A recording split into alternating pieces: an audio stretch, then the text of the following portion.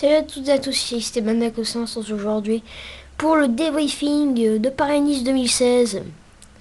Donc voilà, on va commencer tout de suite parce que j'ai plus... Enfin... et je dois pas dépasser 15 minutes de vidéo. Donc voilà. Donc première étape. Prologue. Je veux pas vous dire les noms d'étapes parce que je me rappelle plus trop bien. Je vais juste vous dire les vainqueurs et ce que j'en ai pensé. Donc première étape, c'est Michael Matthews qui s'est imposé. J'ai vraiment cru que Tom Dumoulin allait le battre. 2 secondes apparemment. Et ma meilleure note, c'était de Patrick Bévin. Patrick Bévin de la Cannondale. Qui m'a impressionné. Faudra faire attention s'il est au Tour de France ou au Giro. Il faudra faire gaffe. Deuxième étape, victoire française.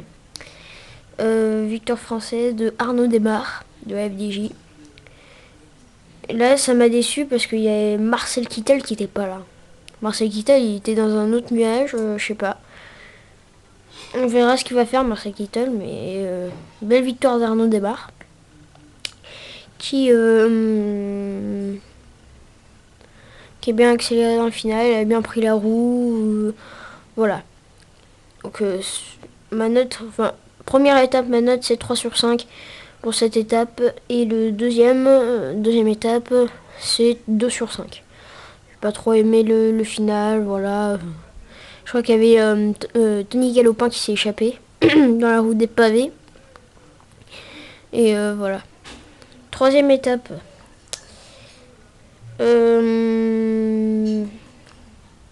Oh oui, il y a eu réclamation. Normalement, c'était Nasser Boigny qui s'est imposé. Et réclamation de Michael Matthews. Parce que Nasser Boigny a gêné Michael Matthews dans les barrières et a failli tomber. Ils ont failli tomber les deux. Donc voilà. Donc, deuxième victoire de Michael Matthews, le maillot jaune qui était toujours là. Donc voilà. Donc ma note c'est 4 sur 5 parce que j'ai beaucoup aimé. Beaucoup aimé la course parce que j'en étais à 30 km quand je suis rentré de l'école. Donc voilà, ils étaient à 30 km. C'est déjà pas mal. Stéphane, tu veux du gâteau? Non.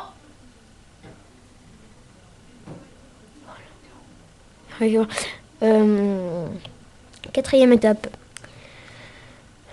Dites-moi en commentaire qui a gagné. Je me rappelle plus trop bien. Ah mais non, je suis nul. Étape annulée. Étape annulée, mon bruit. Donc voilà, c'est pas mon bruit. Ça aurait pu changer la donne quand même, je pense. Je pense parce que... Bon, on va le dire un peu plus tard. Voilà. On va le dire un peu plus tard. Donc voilà. Cinquième étape. Roman sur les herbes. Cette fois la vengeance de Nasser Boigny. Nasser Boigny, ouais, qui a bien été... qui a été transformé, je pense. Voilà. Il a fait un petit mouvement comme ça, là. Voilà. Donc, bonne performance aussi d'André Greipel. Gagnant de 3 étapes de sprint au Tour de France 2015. Bravo. Bravo, bravo. Donc voilà. Sixième étape, avant-dernière étape de ce Paris-Nice. Victoire de Eymour Zakharine, qui m'a impressionné. Qui m'a beaucoup impressionné, Eymour Zakharine. Il était le plus frais, hein. Pourtant je l'avais vu grimacer un peu par endroits. Voilà, c'était pas. Je me disais, ouais, il va pas gagner aujourd'hui. Voilà. Et c'est quand j'ai entendu Laurent Jalabert sur France 2 et Thierry Adam, j'ai entendu dire que le plus frais c'est Eymour Zakharine. Donc là, je me suis dit, attention quand même, il faudra se méfier. Donc voilà, je me suis dit ça. Après, voilà. Mais quand même, Alberto Contador qui a essayé 3 fois d'inquiéter Geraint Thomas, qui était bien. Mais on savait que Michael Matthews allait perdre le maillot jaune. C'est une arrivée un peu au sommet, donc voilà. Ma note c'est de 5 sur 5. J'ai très bien aimé cette étape. Donc voilà. Sixième et dernière étape de ce Paris-Nice. Et ben Tim Wallens qui s'est imposé. Tim Wallens, attention hein, pour plus tard pour Tim Wallens, le Belge de l'équipe Lotto Soudal, qui a bien lutté contre Alberto Contador. J'ai juste vu le final, 3 km de l'arrivée. Voilà. Et qu'est-ce que je voulais vous dire tout à l'heure quand j'ai parlé du Montbrouilly. Je me suis dit, s'il y avait le Montbrouilly, et ben ça aurait changé la donne, je pense, pour Alberto Contador. Je pense que Contador aurait mérité de gagner ce Paris-Nice. Dites-moi en commentaire. Parce que, je sais pas, il était mérité.